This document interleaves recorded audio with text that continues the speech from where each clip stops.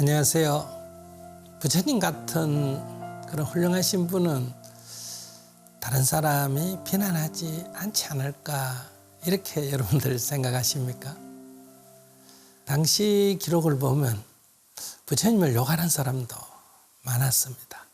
그래서 오늘은 부처님을 욕하고 비난하고 해치려고 하는 사람들에게 부처님은 어떻게 대응하셨느냐 이거에 대해서 좀 말씀 드려볼까 합니다.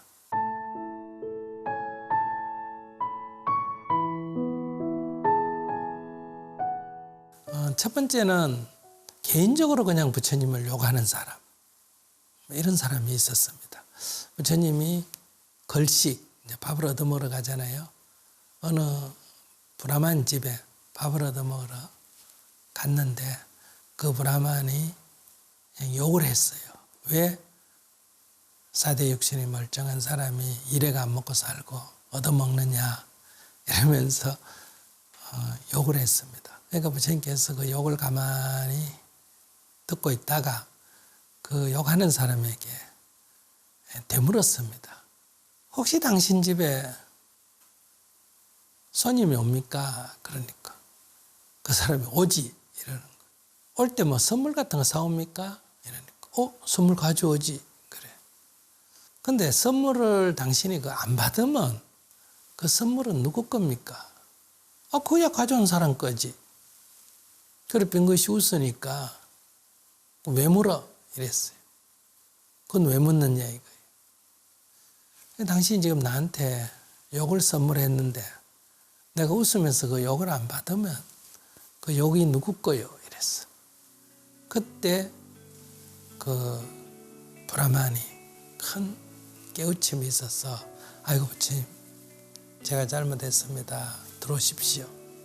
이렇게 해서 공양을 대접하고 부처님의 법문을 듣고 제가 수행자가 됐다. 이런 얘기거든요. 근데 만약에 부처님이 아니라 저 같은 사람이라면 그 사람이 욕을 하면 제가 이렇게 대답하겠죠. 야, 안 주면 말지 왜 욕은 해? 이럴 거 아니겠어요. 너가 아침부터 남 집에 밥 얻어 먹으러 오니까 욕하지. 이렇게 이제 시비가 붙을 거 아니겠어요. 그럼 이렇게 시비가 붙으면 다른 사람 보기에 뭐라 그러겠어요. 저 사람 오늘 처음 만났는데 시비가 붙었단 말이에요. 저 두 사람은 전생에 악연이었다. 그래서 이 생에 와서 또 악연이고 저 사람들은 다음 생에 또 악연이 될 거다. 이렇게 돼요. 그래서 우리가 전생이나 내생은 다 현재를 기준으로 해서 이렇게 얘기하는 겁니다. 그러니까 그 사람이 나에게 비난을 했을 때 같이 비난을 하게 되면 삼생이 악연이 되고 그 사람이 비난했을 때 내가 한번 웃음으로 해서 어때요? 지금만 좋아지는 게 아니라 과거생과 미래생까지 좋아지기 때문에 한번 웃는데 삼생의 업이 녹는다. 이런 말이 있습니다. 오늘 우리는 한번 웃기가 어렵죠. 상대가 특히 욕을 하거나 비난할 때, 성낼 때 우리가 한번 웃을 수 있다면 부처의 길을 갈 수가 있는데 우리가 이 상대가 욕할 때는 이게 안 웃어지죠. 지옥에 가는 한이 있더라도 맞대응을 해야 되겠다. 이렇게 생각하기가 쉽습니다. 그래서 이 부처님의 사례에서 보듯이 우리가 상대는 나름대로 자기 생각이 있어서 성의 내고 욕을 하니까 우리가 한번 웃어주는 이런 게 필요하지 않을까. 우리 한번 해보시면 좋겠습니다. 한번 웃으면 부처의 길을 간다. 삼생의 업이 녹는다. 이런 가르침이에요. 그 다음에 이 두 번째 큰 나라인 이 고살라국의 수도인 사위성에 있을 때는 거기는 이제 이 니간타라고 하는 교단이 주류가 됐습니다. 그 나라 그 도시에. 근데 부처님 당시에 부처님과 비슷하게 큰 교세를 형성하는 신흥 이 사상 집단, 수행 집단이 6개가 있었습니다. 그러니까 그들 사이에는 좀 경쟁이 있었고 한 사람이 주장하면 다른 사람은 그 주장이 틀렸다고 반박하는 이런 이제 소위 사상적인 이런 갈등들이 있었습니다. 그런데 부처님이 이제 이 사회성에 가서 이 왕이 부처님의 법문을 듣고 귀의하고 많은 사람들이 이렇게 부처님에 대한 소위 후원을 하고 이러니까 자기들이 그 도시의 주류였는데 자꾸 부처님 쪽으로 사람들이 이렇게 옮겨가죠. 그러니까 그 교단에서는 그 고타마 붓다의 인기 또는 명예를 좀 훼손시켜야 되겠다. 그래야 이 사람들이 이 솔려가는 걸 막을 수 있다. 그래서 이제 연원한 게 소위 미인계를 쓰자 이렇게 됐어요. 그 신자의 딸 중에 제일 아름다운 여성을 뽑아서 이 여성으로 부처님의 명예를 좀 떨어뜨리자. 이렇게 해서 이제 그 여자분이 이제 저녁만 되면 이제 그 기원 부처님 계시는 그 기원정사 쪽으로 이렇게 가는 모습을 보여주고 아침이 되면 그쪽에서 오는 걸로 이렇게 한 거예요. 그러니까 사람들이 아니 이 밤에 어두운데 어디 갔냐 하면 남이 어디 가든지 너가 무슨 상관이냐 이러면서 가고 또 아침에 너 일찍 왜 그쪽에서 왔냐 하면 네가 알 바 아니다 이러고 다니니까 사람들이 약간 의심을 하게 된 거죠. 이렇게 해놓고는 이제 그 처녀를 사람을 시켜서 죽여버렸어요. 그래서 그 숲 가에 이렇게 덤불로 덮어놓은 거예요. 이제 이래놓고는 이 아이가 없어졌다. 이 처녀가 없어졌다. 그런데 사람들이 보니까 늘 그 기원정사 숲으로 밤이면 가고 낮에는 나왔다. 그러니까 저 수행자들이 해쳤을지도 모른다. 이렇게 이제 소문을 냈다 그래요. 그러니까 이 소문은 굉장히 뭐랄까 좀 설득력이 있었던 것 같아요. 그러고 이제 이렇게 하다 보니까 사람들이 그 숲속을 뒤지니까 이 여인의 시신이 나오게 되고 그러니까 이분들은 시신을 메고 온 도시로 다니면서 고타마 붓다의 제자들이 이런 못된 짓을 했다. 겉으로는 점잖은 척하면서 속으로 이런 나쁜 짓을 했다. 이래서 이 공양을 얻으러 가면 이때는 민심 전체가 바뀌어가지고 거절을 했다 그래요. 한마디로 말하면 큰 위기였죠. 그런데 부처님께서는 대응하지 말고 조금 기다려보자. 그러면서 그 노래에 대해서 이렇게 대응을 해라. 그들만이 진실을 알 수 있을 거다. 그것을 행한 사람만이 사실 알고 있다. 이런 얘기죠. 그러니까 그 사람들이 받아쳐서 그래 너가 행했으니까 너는 진실을 알 거 아니냐.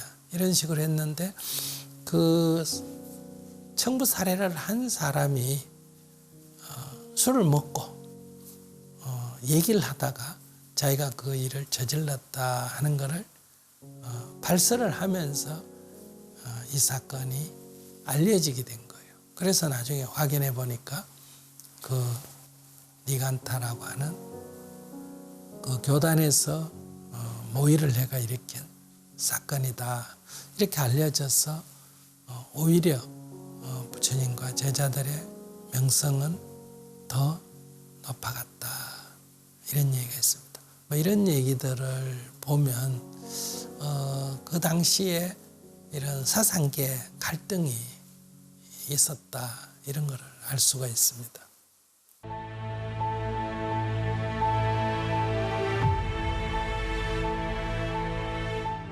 또 이제 부처님의 제자 중에 데파타타라고 하는 아주 훌륭한 제자가 있었습니다. 얘네 석가족 출신인데 이분이 이제 부처님 연세도 드시고 하니까 제가 부처님 이후 2대 부처로서 제가 부처님의 뒤를 이으면 어떻겠습니까?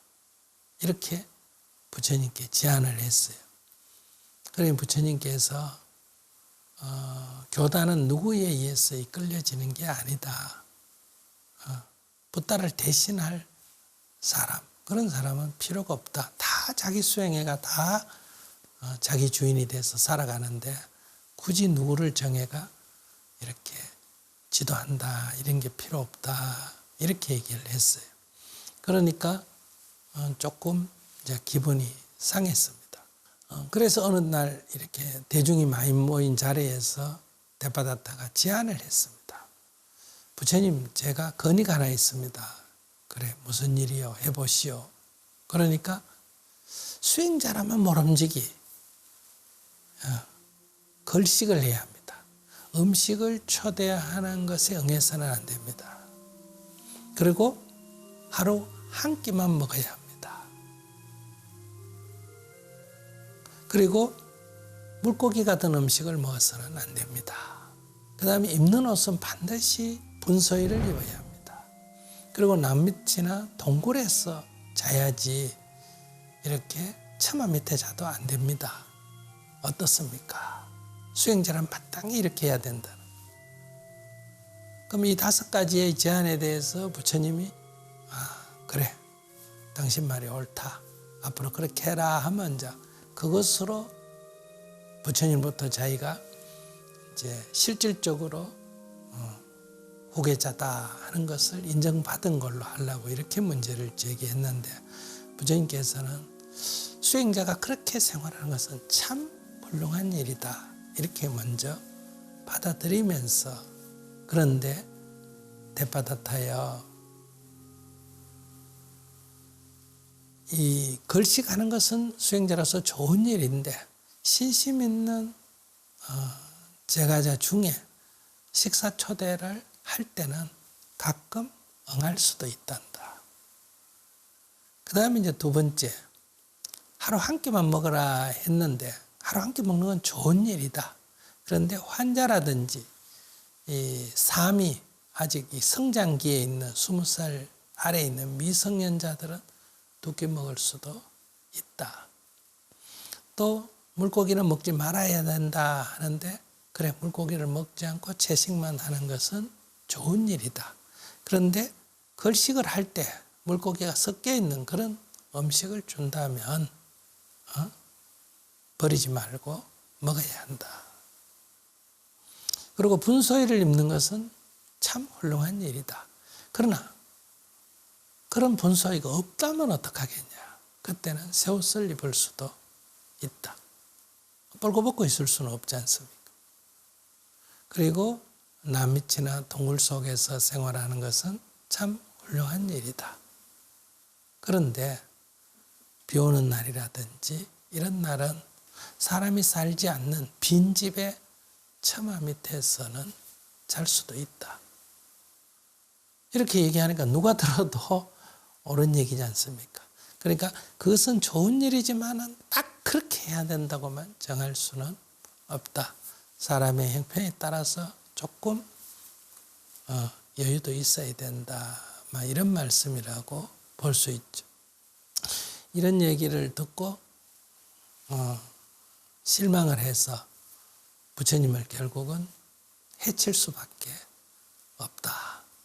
이렇게 해서 이제 부처님을 해치려고 이제 이 청부 살인업자를 보냈는데 부처님이 깊은 명상에 있는데 이 청부업자가 부처님을 해치려고 하니까 이게 마음이 자꾸 불안하고 떨리고 안 되는 거예요. 그러다가 들고 있는 무기를 떨어뜨렸어요. 그러니까 부처님이 누구냐 이리 와봐라 하니까 이게 나가서 왜 그러냐 하니까 그래서 자기가 부처님을 해체라는 그런 돈을 받고 왔는데 제가 심리가 불안해가 도저히 해치지를 못했습니다. 그렇다. 그러면 얼른 저 뒤쪽으로 빨리 도망을 가거라. 만약에 너가 내려간다면 증거를 없앤다고 널 또 죽이려고 사람들이 숲속에서 대기하고 있다. 이렇게 해서 피신을 시켜준 적이 있습니다. 이런 얘기가 당시에도 교단 안팎으로도 부처님에 대한 어떤 질투, 시기 이런 것으로 인해서 비난을 넘어서서 해치려고 하는 이런 상황까지 있었다. 그러나 부처님께서 늘 말씀하셨습니다. 열애에게는 두려움이 없다. 그런 데서 상대가 비록 무력으로 해치려고 하더라도 자비심으로 임했다. 쉽지는 않죠. 저희들도 타인으로부터 비난을 받거나 공격을 받게 되면 자기 방어를 하기가 쉽지 않습니까? 그러나 부처님께서는 그런 사람들에 대해서마저도 이렇게 자비심으로 포용을 했다. 이런 데서 비난을 두려워하지 않으셨다. 이런 데서 오늘 우리들도 너무 이렇게 남의 비난에 민감하게 대응하지 않는, 그래서 항상 흥분하지 말고 차분한 마음을 갖는 이런 자세가 필요하지 않나 싶습니다. 오늘은 부처님 같은 분도 비난받고 위해를 가하려는 사람이 있었다. 그런 가운데도 부처님은 마음의 평화를 유지했다. 이런 말씀을 드리겠습니다.